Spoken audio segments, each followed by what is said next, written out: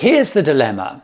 I usually and like cruising on small and medium-sized ships that are busy and a bit laid back, but I also really love going to Las Vegas with its big brash shows, its buzz, its excitement. So I decided to see if big resort cruise ship sailing would work out for people like me. So I rather nervously booked myself on Royal Caribbean's Symphony of the Seas, which at the time was the second biggest cruise ship in the world, holding up to 6,680 passengers. Now that I've experienced the best and the worst of mega ship resort cruising on that trip, I now know exactly who should and shouldn't be booking themselves on one of these and why, as you will find out. By the way, if you're new here, I'm Gary Bembridge and I'm helping you to discover, plan and enjoy unforgettable cruise vacations. When I stepped onto the ship in Barcelona, I was hit by a wall of noise, music, chatter and crowds. It was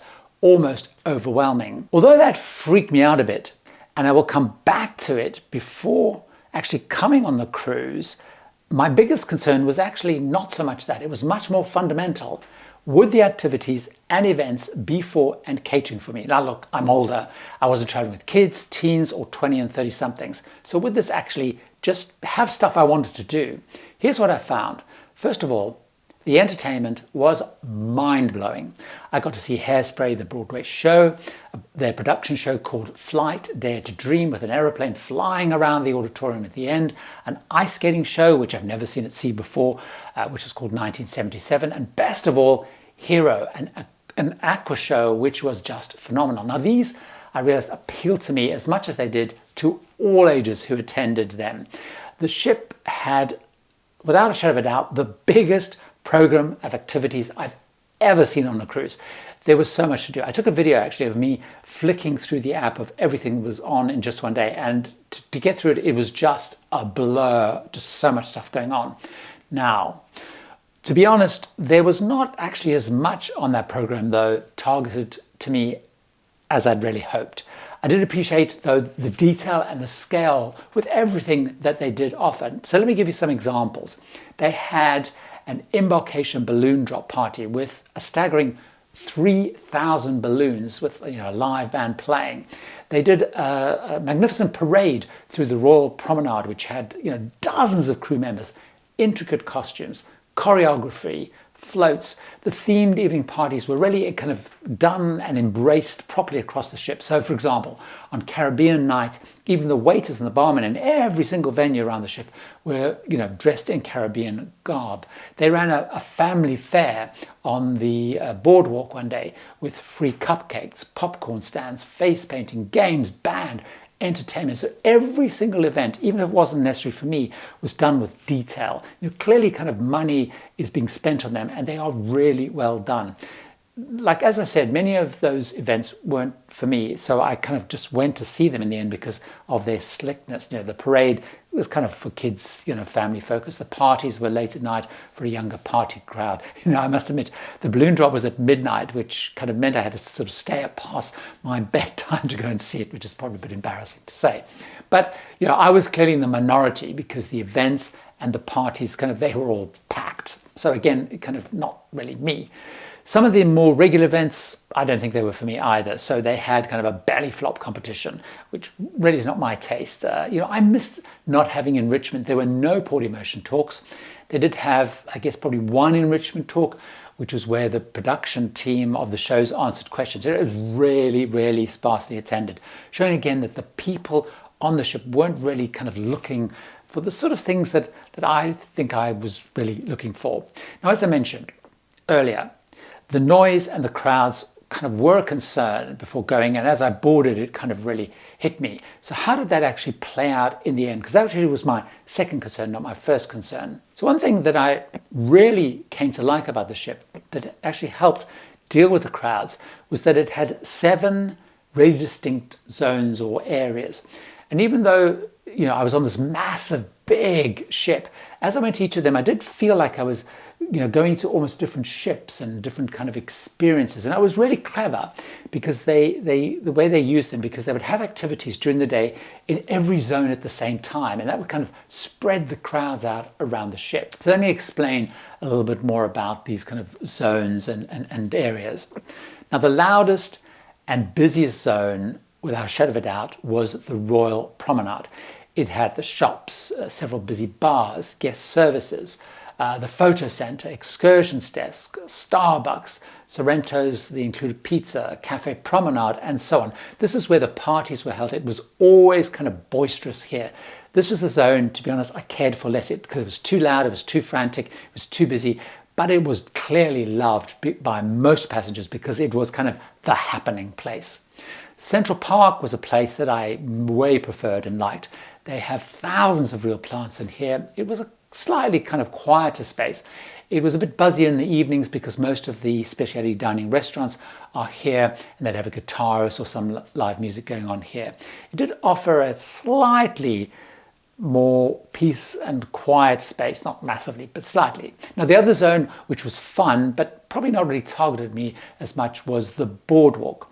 It was more a family and teens place. It had a carousel, it had vibey kind of dining places like Johnny Rocket's Diner, the Boardwalk Doghouse, rock climbing, the Aqua Show Theatre. They held some parties in here as well, like the Silent Disco, for example. Now, the zone that I spent most of the time in the evenings was in what they called the entertainment place. And it had most of what I was looking for in here. It had the main and the ice skating theatres. It had a comedy club. It had the casino, which is absolutely massive. I'm sure there are more slot machines in there than some of the casinos in Vegas, for example. The pool and sports zone is another hugely popular and busy one. It was a massive part of the ship. It was also kind of loud and really busy during the day. It included 4 pools with one dedicated for kids. This is up on deck 15. You'd often have live music or a DJ playing. Up there you also had 3 water slides, which I did go on and then really enjoyed, even though I was kind of lining up and shuffling around, mostly with kids, but I loved it. Then towards the rear of that deck on deck 15 was an area with the famous Royal Caribbean flow riders, again used mostly by teens kind of and young men and women. The Abyss, which is a slide which goes down to the boardwalk. Crazy Golf, really popular with families. The zip line, a sports court with kind of constant basketball, pickleball, soccer, and then there was also a video arcade up there. It was a little bit rowdy and a little bit party-like for me up there, so I did like that on that area there was an adult area called the Solarium, which was for people aged 16 years and over. This was pretty much, though, the only place on the ship that was adults only. There was some 18-plus comedy shows and a few events like they'd have like a big band playing in Dazzle, so that appealed more to adults. But unlike, say, on a line like Disney, there was no extensive, dedicated adult-only areas. Of course, in the sports zone, I should have also mentioned, by the way, there was a huge spa and then a big fitness area, which I actually really liked and used most days. There was also a youth zone, which of course for me kind of was not of any use because that's where all the kids' clubs and things were. All these zones and facilities and the huge daily program activities gave me so much to explore. I did something that I have never, ever done on a cruise with ports before, and that is stay on board for all 7 days. I only got off in one port to actually see if I could take good pictures of the ship. And I know I still did not see and do everything because people still say, oh, did you go to X Place? And I didn't see it. Now, I wasn't the only one that spent time on the ship because every day there were loads of people staying on board, even though places like Rome, Florence and Pisa were on the routes. And my excuse was I had been to them quite recently.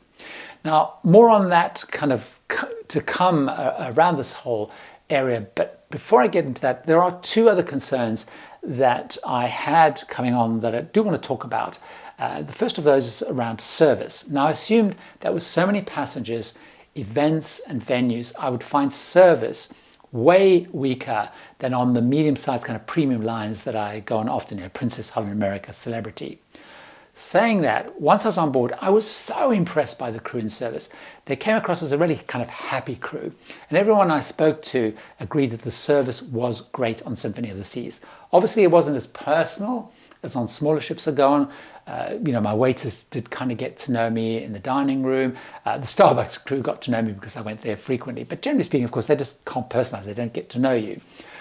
So whilst they didn't, get to know and personalize things, they were really friendly. They were really upbeat. They were really efficient. They seemed really well trained. I was really, really impressed. Now, I also came to realize, though, that they are clearly incentivized, because from the middle of the cruise onwards, so many crew started asking me how I rated them and if I would mention them in the post-cruise survey at the end of the cruise. So the crew are clearly being encouraged to make sure that they get good scores and they get mentioned in those surveys, and it does seem to work. The service was great. So that was one unexpected positive. But what about one of the make or break things on a cruise that I was also sure on a big resort ship would definitely, absolutely be below kind of those premium mid-sized lines that I mentioned earlier that I'm more used to? Before I talk about that, I want to do a quick plug, if you don't mind. If you enjoy my content, consider becoming a patron to get exclusive bonus content like live update videos while I'm on trips like this one that I was on. There's very exclusive ebooks. There's unlimited ability to ask questions. Just go to patreon.com/tipsfortravelers to find out more. Now, having done that plug, let's get back to Symphony of the Seas and that big topic.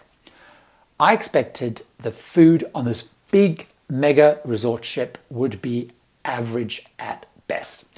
I decided on this cruise, by the way, that I was going to stick with the included dining options only and not spend money on specialty dining. Now, one of the reasons being that I had booked a suite, and so I had already pushed my budget out.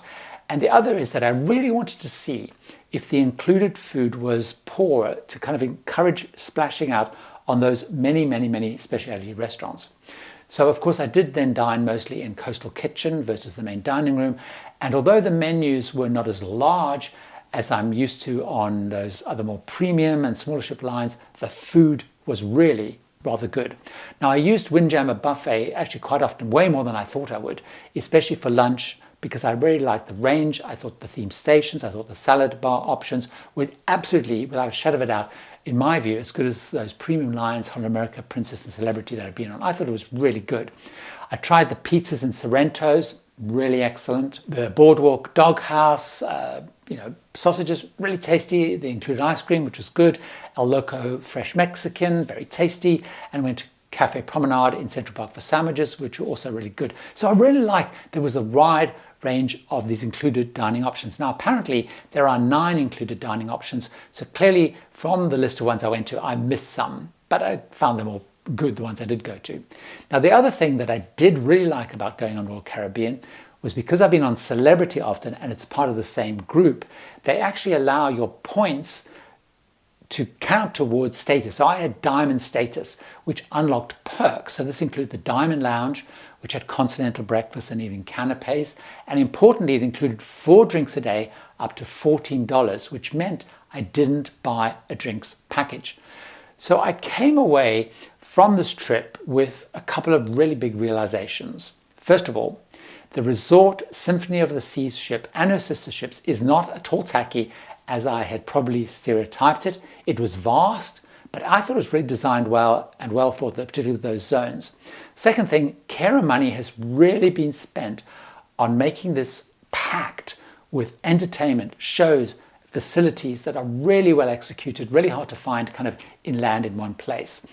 Thirdly, it's absolutely made for families, multi-generational, young couple, groups of friends that want to be busy, want to be on the go, want to be entertained the whole time when they're on vacation. It's loud, noisy, and bustling everywhere. Now, tellingly, I was absolutely, I would say, amongst the eldest people on the ship. I don't think it's really for me. It's not supposed to be. I really enjoyed trying it out, but I think I'm looking for something a bit smaller, with more enrichment, less reason to stay on the ship, and more to see in the ports kind of encourage me. Though I will absolutely miss the shows and the scale of the entertainment, which was first class. But there is one other thing I would really love you to see and hear about. I'd love you to see and hear what the suite and the premium experience was like on Royal Caribbean. I'm sure it's going to surprise you. So join me over in this video and hear why you need to know about it. See you over there.